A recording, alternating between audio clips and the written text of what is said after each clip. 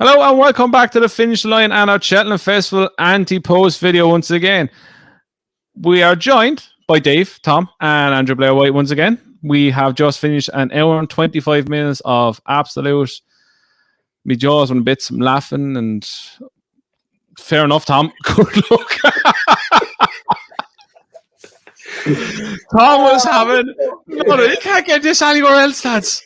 Where the hell just happened? We got onto him too much, didn't we? He's had enough. We got onto him too much. I have two selections. No, you don't. Gone. He'll be back in a minute. He must have decided he wanted more alcohol and he just wanted starting again. He just clicked off. Oh, he went back out to his white wine fridge to get more wine. That's what he went. Didn't want anyone to see where it was. Look at the face on him. The internet went again, lads. I'm now back on my hotspot, which is absolutely crap. It's just a joke. We still love you, Tom. It's okay. Don't worry. Can I go first? Because this is probably going to go again at some stage. Go for it. Right, and I've got two of them as well. The first one's really self-explanatory. Paisley Park will win at the weekend. He is 100 to 30 for the Stayers hurdle. He'll be 9 to 4 come Saturday afternoon, I reckon. So I'm going to nick a little bit of the 100 to 30 about him. I think that race is literally between a couple. I like Time Hill, but I just think Paisley Park up that hill will get the better of him.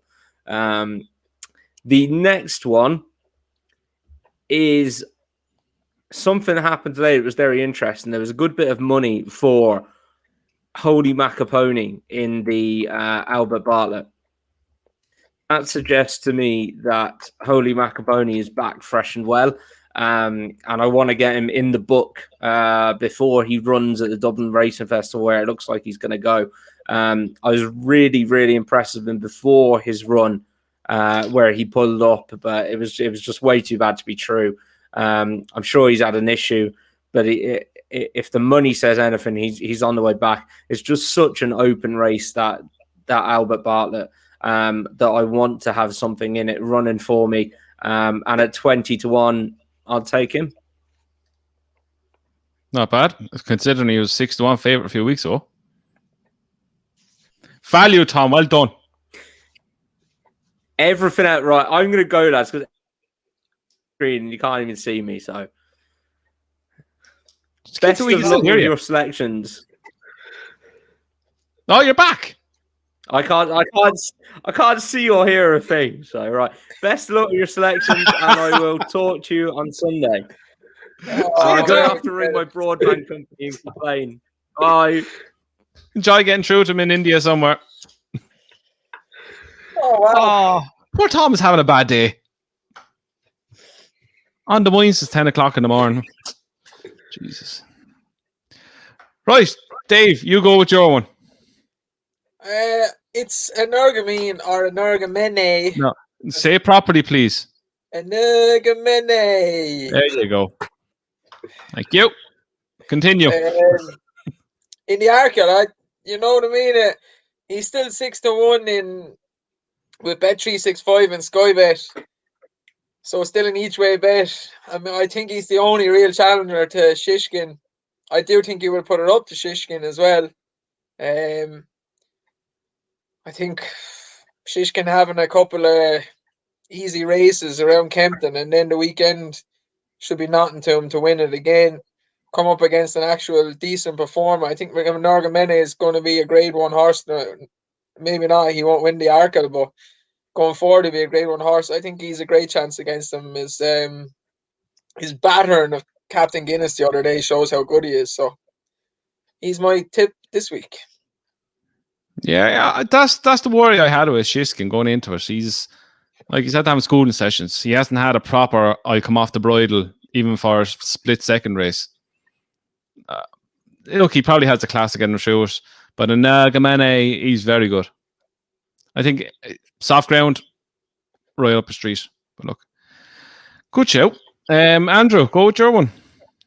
Yeah, I've got two as well. Look, it's hard to get much value, so I'm trying to pick the bones out of some of the more open races. I do agree with Tom. I think the Bartlett is open. I have backed Statler myself. I think he's probably a fair favourite, but there's an awful lot at the top of the market that won't run. And people that will have watched maybe the other video will have seen me ranting and raving about this Bob Hope or no hope. I'm going to give him a chance. He's 50-1 for the Bartlett. If he wins or comes second at Doncaster, he's 12-1, maybe 16-1, and will run in the race. And you're on a 50-1 chance. You can maybe cash out or something. I don't know how some people do it, but I'd give him a chance, because if he wins on the weekend or goes very close, he'll certainly not be 50-1. And another horse, Dave mentioned the 2.5 mile novice handicap chase at Cheltenham on Saturday. I think it's a very good race, and obviously the first and second both won handicaps at the festival last year. I'm not saying he'll win on the weekend. I actually kind of don't want him to win on the weekend, but I'm really interested in Severano for the Brown Advisory. He's off top weight for 147 on the weekend, which will make it tough. But if he's in the Brown Advisory of 147, I think he's got a really good chance. I really love this horse. I think he jumps super. It's a little disappointing at Newbury over Christmas, but I'd ride a line through that. He was bumped around at the start, didn't get into a rhythm from then on. I'd like to see him run well on the weekend, maybe come third or fourth, and maybe I think he'd have a chance. He's 33-1 for the Brown Advisory.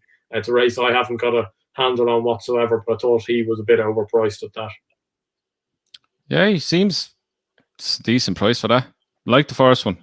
Bob Horn, it's the kind of race where a horse with a lot of experience, battle hardened, kind of runs well in. Bar last year when it was absolute freak of horses running it. But I like him as well. He's a good front runner. Likes putting people under pressure. He reminds me a bit of Little Rockefeller, Bob Hope. Yeah. Or no hope. He's not very flashy. You'll struggle to find a gamer horse in training though. And like last time at Doncaster, all the way up the straight at Doncaster is a long way. Like you thought he was going to get beat all the way. Just kept finding. And hopefully he'll do that on the weekend as well. And as I say, his price would massively collapse if he won on Saturday.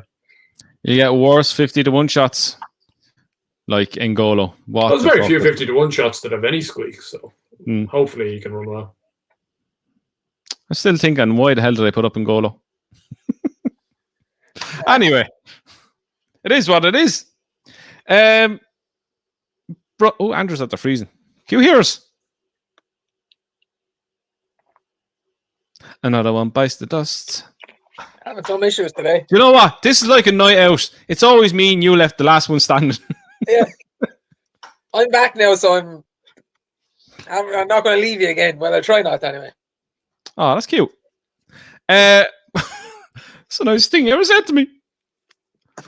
Right, my one is in the Triumph Hurdle, and it's Umdor for Willie Mullins. He's 18-1, which I think is massively overpriced. Fair enough, look, he fell last time out at Cork, I think it was, but he was going to absolutely bolt up. He was a very... Oh, look, there's Andrew back again. Look, twins! Oh, it's all happening today. If there was ever one sign that me and Tom were actually sharing the same notes, my Wi-Fi is just crooked as well. So. You live next door, Tom. This is all an accent he's putting on. He's not really from Dublin. He's down in Wexford picking strawberries next to Tom's field. He's the one that cut down Tom's Wi-Fi. Right, I was just saying my selection is Umdor for the Triumph Hurdle for Willie Mullins. 18-1, which is massively overpriced, considering like it's these 4-year-old races. You don't know how half them are going to improve from run to run. Like he pissed up first time out. He was going to absolutely sluice up again. I just couldn't get over the price when I was looking at it today. He's a very good horse. He travels well. He jumps well, bar when he fell. I reckon he learned a lot from that fall, and I think there's a lot of improvement left in him. So at 18-1, I'm going to have a stab on him in a race that I think is wide open still. I don't. I like obviously the favorite, which is Gordon Elliott's bloody what's his name again? Zani here. Yeah, 11-4. It's like, yeah, he's done it well. The horse in Umdor's race, that Teupo, that won. I reckon he's a good horse too. They really think he's a decent level of form in France. I reckon he could be the winner of the Boodles, to be honest. So that'll end up being a good race, I'd say. You know what? I was thinking of that as well when I was looking through this. Like, he's not going to go there. He's going to have a decent mark. He's after mixing it with a decent horse. Yeah, that's a good shout. Yeah, but San here is like he's 11-4. Yeah, he's done it well. I wouldn't back him at 11-4. French Asile, as Andrew said in our weekend preview when we were going through a race, what is he beating? He's done it well, but as Andrew said, he was gun to the head, ready to be sold and win that day, win as he did. Adagio, I really respect that horse. He's 10-1. He's too big for it as well.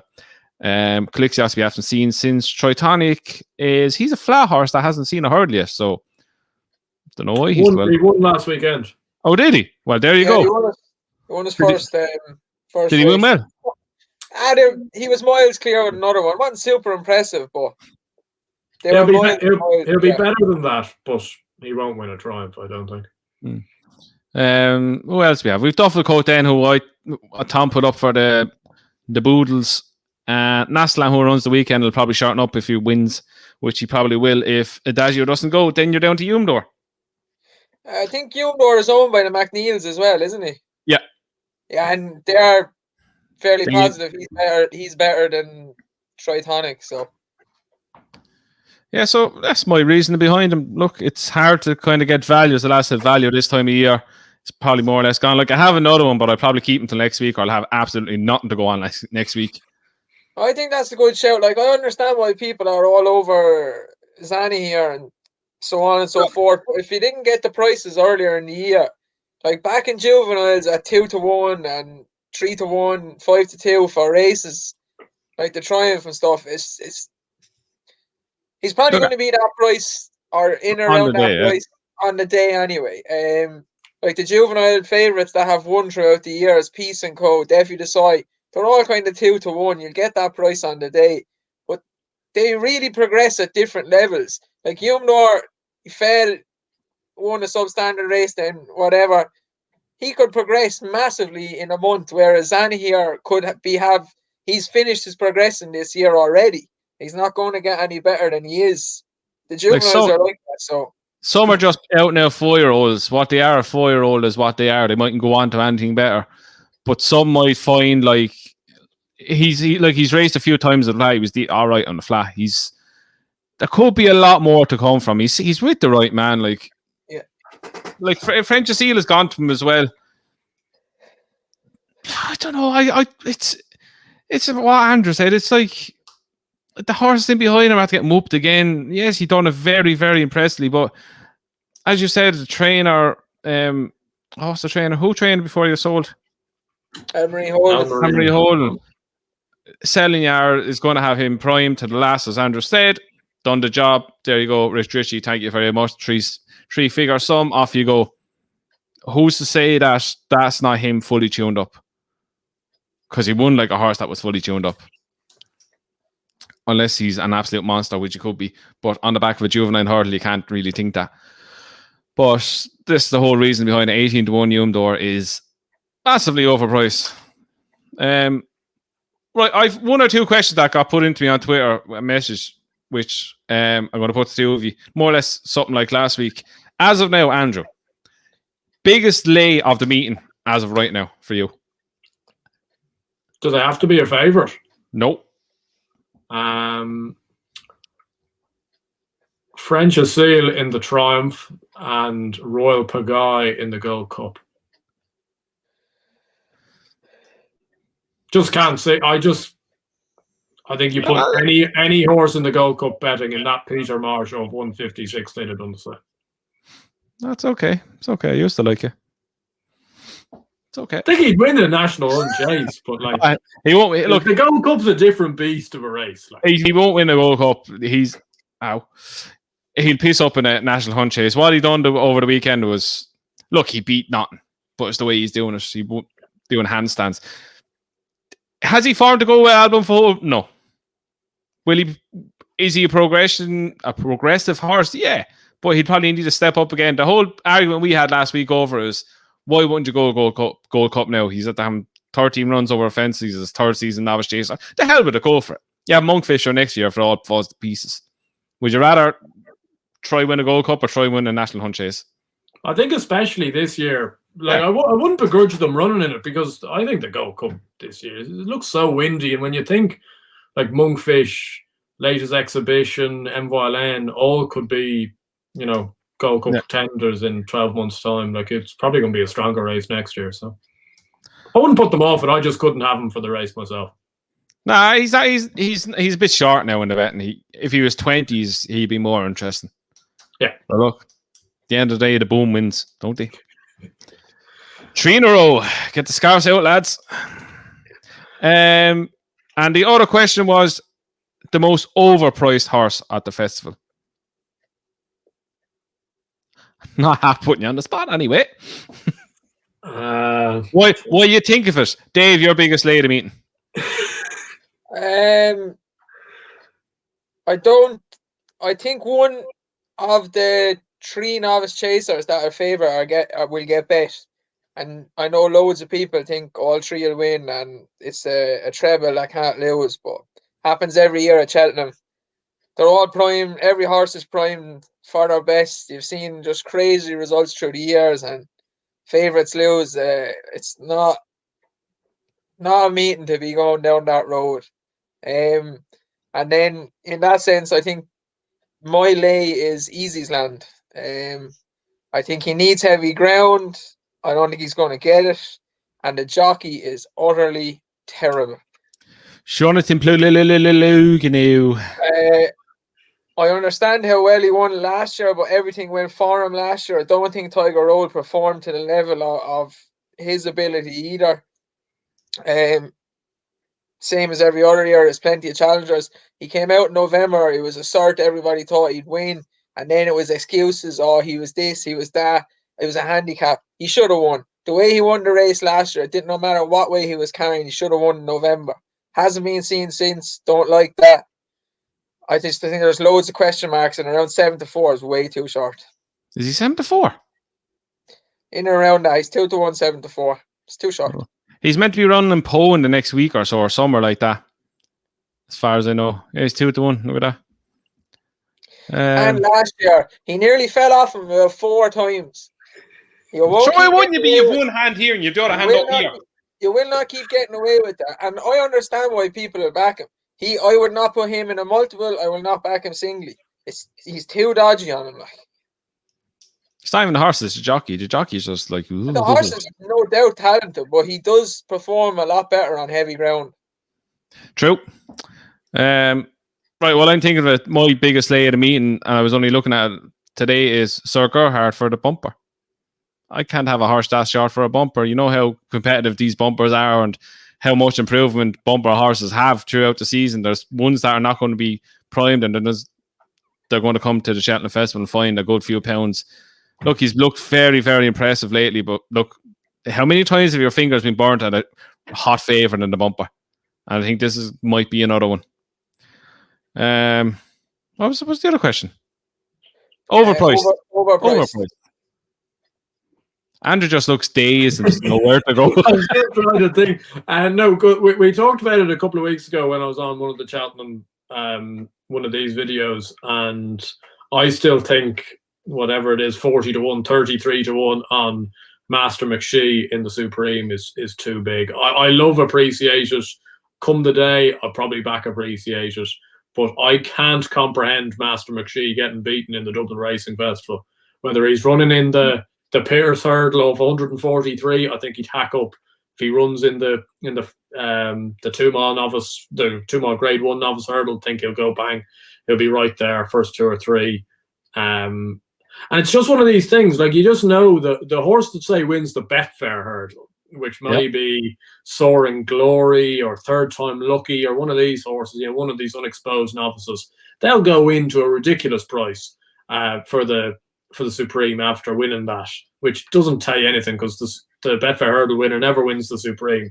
But They're if always Master shit. McGee, yeah, it's like the Ballyandes and Kalashnikovs, and like Kalashnikov was one of the better ones actually. But Master McGee, if he wins the Ladbroke Hurdle off 143, geez, I couldn't see him out at the frame in a Supreme. I think he's a seriously good horse. And I think the only reason you're getting the price about him right now is because of the trainer. Yeah, I agree.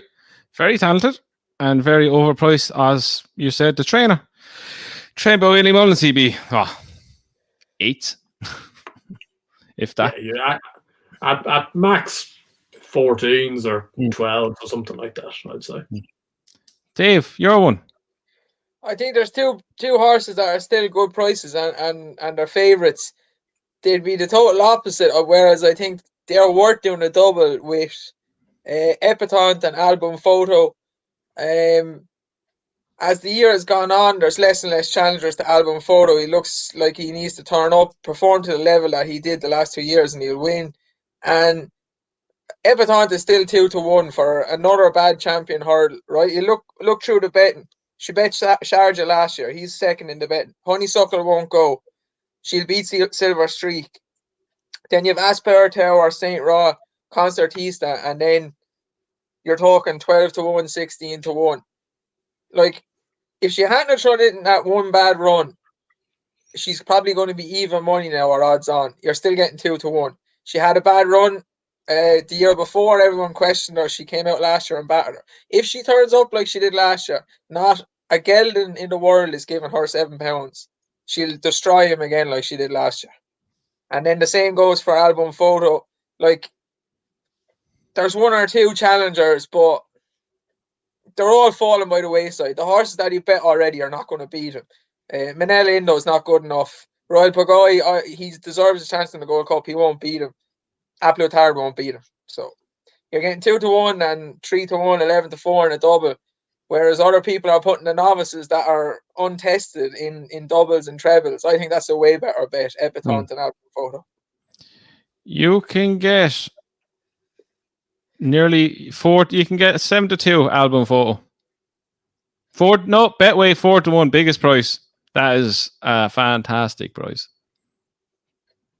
People just love overcomplicating things, though. Like, it's just staring you straight in the eye. Like, Yeah. I don't know what. And he wins by 20 lengths down in Tramore. People are still complaining. To me, he's still. I've said it weeks on weeks in here, and he's still the best bet at the festival. Like, he is. Still, you're getting treble or quadruple your money for a double Gold Cup winner.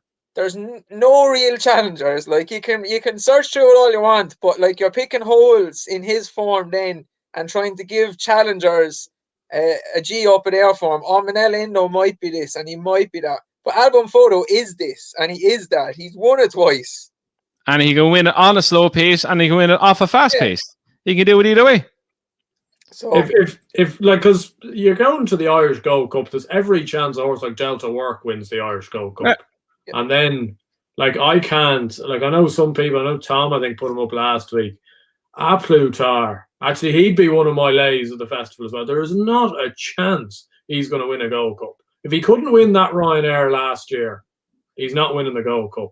And the horses were stopping in front of him in the Savills. Got a good ride. He likes Leopardstown, operates well around there. Can't see Album Photo's biggest problem is not even staying at 3.5 miles. It's not running from his last run to Cheltenham. That's his biggest problem.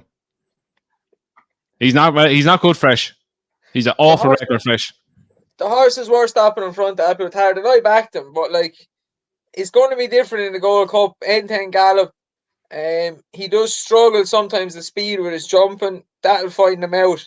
And Album Photo, and even the likes of Santini, are not going to be stopping up the hill. They're actually going to be staying up the hill because that's how Album Photo has won his Gold Cup. So I'd have a nearly guarantee that if Mellon turned up in the Gold Cup, he'd finish ahead of Aplutard. And look, Andrew, I know you like taking on Epatante. You didn't like her last year. But you go back to whatever about the form of the Fighting Fifth in November. She hadn't a run since then. When she won that Fighting Fifth, it was like she walked around. And literally her jumping over the hurdles straight away after that race, like, not a chance this horse is going to be beating the champion hurdle. Where's the challengers? There are none. It's just the fact that she ran a bad race at Christmas. And to be honest, a lot of Nicky horses did so. Fair point. Look, she was in season as well, so there was a kind of excuse behind it. The man comes out with excuses left, right, and centre, but he trains champion hurdlers. Like, I don't know how he does it. He's just consistently training champion hurdlers. Like, so they go for their little pre-Cheltenham trip over to JP's little farm for now. Checkup. Binocular got the best checkup ever. Same one Sam Crow got last year. Oh, that was now. But it's that was some Charles Byrne reverse formula. That was. His record in champion world is insanity, though. Like Punjabi, Binocular.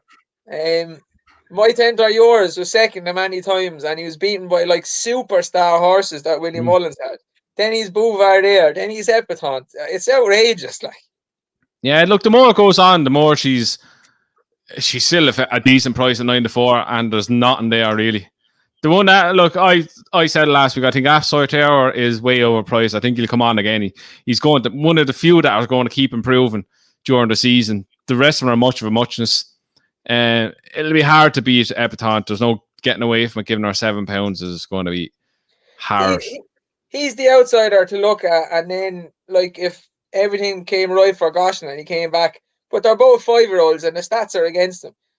And like, it's going to be very hard for a 5-year-old to beat her or any of the other geldings to give her £7. It's crazy, like. And some people are getting in their head that Honeysuckle's going to run there. Nah, she won't. It's not happening. She wouldn't have a chance if she did, even. No. Too slow. She jumps too slow. She's too slow. She's too slow in her jumping. And she's a stayer. Yeah. Imagine her running the mares. That mare's chase was a grade 1 she'd run in it. 100%. Right, that is us done for this week. We are back on Sunday. We'll Talking Points live at 8 o'clock. And next week, Dublin Racing Festival next week, isn't it? Yeah. Yeah, we are back with a huge preview where we'll be all back and the Cheltenham Dream is still alive. We're going to win this. We're going to win that for the Dublin Racing Festival. So again, lads, thanks for watching. Give us a like, subscribe, comment below with your latest Ante-Post pick. And we will see you on Sunday for Talking Points. And again, then on Wednesday for the Dublin Racing Festival preview.